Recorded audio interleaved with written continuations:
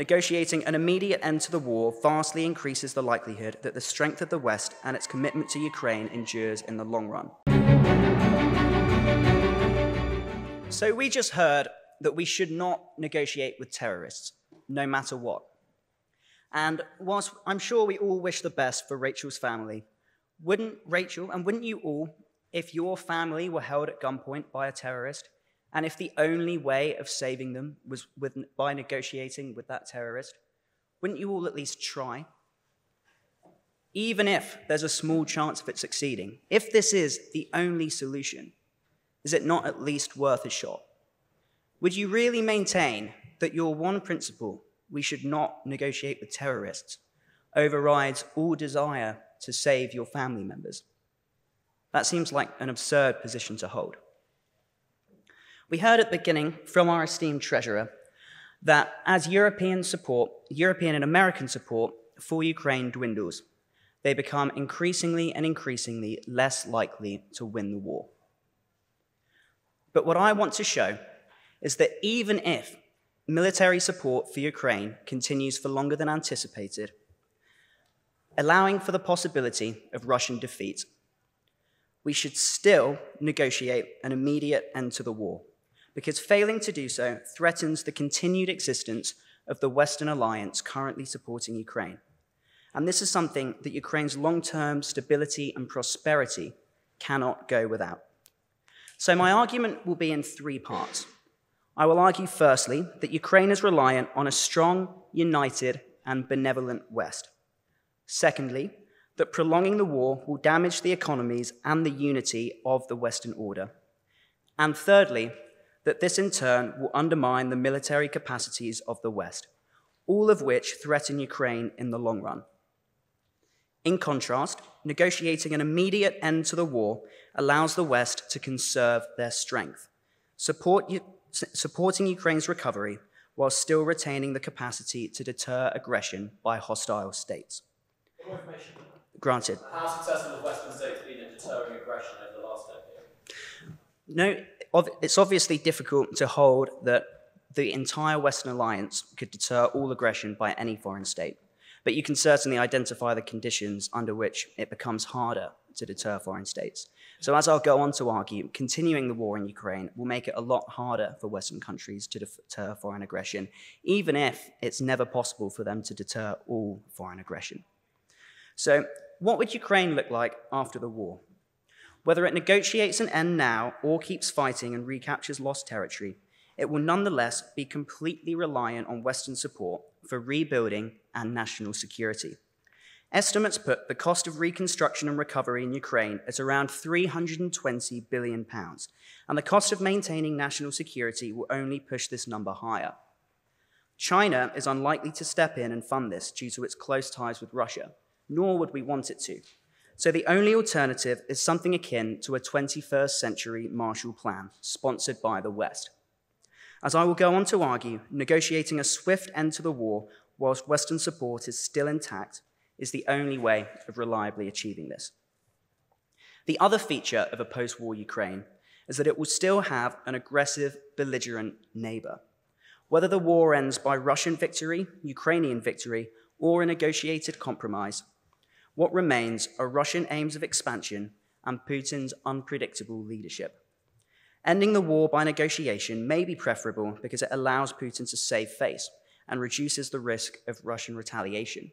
I'm sure we've all heard arguments that we don't want to back Putin to a corner in case he uses the nuclear option.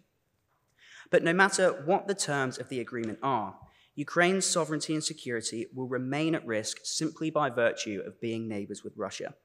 And this will therefore always make them reliant on Western support. So we've seen that Ukraine's post-war recovery and continued survival hinges on a strong, supportive West. But prolonging the war will create substantial economic, military, and political costs that will gradually reduce both the power of the West and their willingness to help Ukraine in the long run. Already, war has taken a major economic toll on Western countries. European boycotts of Russian gas and Russia's attempted blockade of grain exports in the Black Sea have resulted in severe market disruptions and real effects on people's lives, not least in the soaring prices we're feeling every day across Europe. Western countries will soon find they cannot afford to send financial and military aid abroad. European debt is equivalent to a staggering 90% of GDP, which is becoming increasingly unsustainable in a world of high interest rates. And Europe is spending even more on energy subsidies currently than they do on aid for Ukraine. As the war continues, it will become clearer and clearer that this economic situation threatens Ukraine's long-term recovery.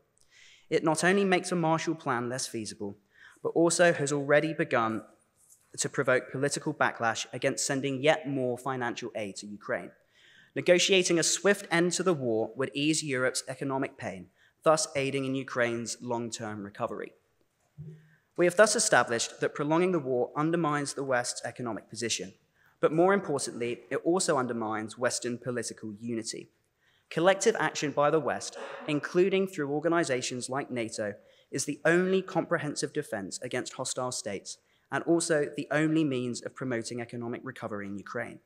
The beginning of the war sparked remarkable Western unity in the face of a shared adversary. But as the war drags on, that cooperation is crumbling. The political climate across the West is changing. Voters and newspapers are growing tired of the war. And that means that each day the war continues, it is taking a toll on Western democracies and is eroding Western unity.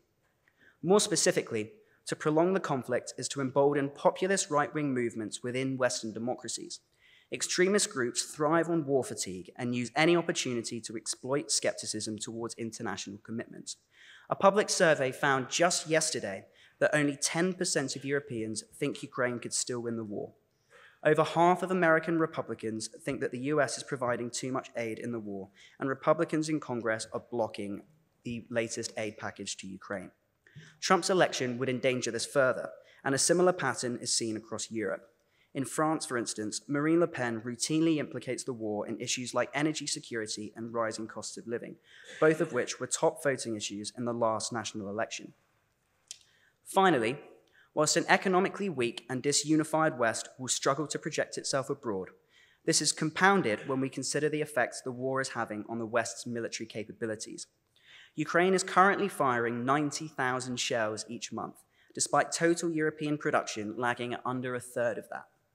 This disparity is clearly unsustainable, with similar disparities applying to a multitude of key military technologies, extending crucially to anti-aircraft missiles. This will rapidly result in shortages, and if the West lacks the military capacity to deal with problems in other parts of the world, it loses its geopolitical credibility. Granted. Do you believe that negotiations with Russia should not only stop the war on Ukrainian soil, but also the removal of Western sanctions on Russian imports? Then what incentive does the Russian state have to not repeat the same war over and over again? So the specific structure negotiations could vary. Obviously, one such concession we could offer to Russia is the removal of sanctions, and this would, of course, benefit European economies. But this is not something that the debate hinges on. It's something that will have to be decided at the negotiating table, where we see what concessions we're willing to give. Yeah. Granted. You say that we need to conserve our military force, money, and technology to deter future aggression. What do we need to conserve it for, if not these invasions, this expansion? Isn't the best deterrence showing that no matter what, we will not stop funding, not stop fighting against expansionist invasions like this?